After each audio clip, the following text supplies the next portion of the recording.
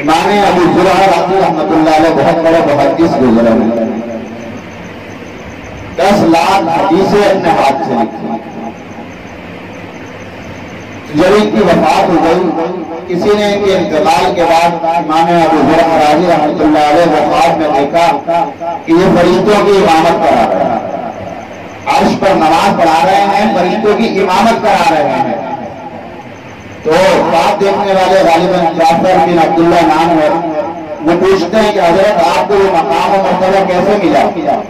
تو امام ابو زرعہ رازی رحمۃ اللہ علیہ نے فرمایا کہ میں نے اپنے ان ہاتھوں سے اللہ کے نبی علیہ السلام کی 10 لاکھ احادیث لکھی ہیں، اور میں جب بھی کوئی حدیث لکھتا تھا تو ہر حدیث کے ساتھ صلی اللہ علیہ وسلم لکھا کرتا تھا۔ آپ صلی اللہ علیہ وسلم پر درود و سلام لکھا کرتا تھا۔ اور روایت میں آتا ہے کہ جب کوئی آپ صلی اللہ علیہ وسلم پر کسی کتاب میں درود و سلام لکھتا ہے تو جب تک وہ کتاب میں وہ درود و سلام لکھا ہوتا ہے، اللہ کے فرشتے اس شخص کے لیے استغفار کرتے ہیں۔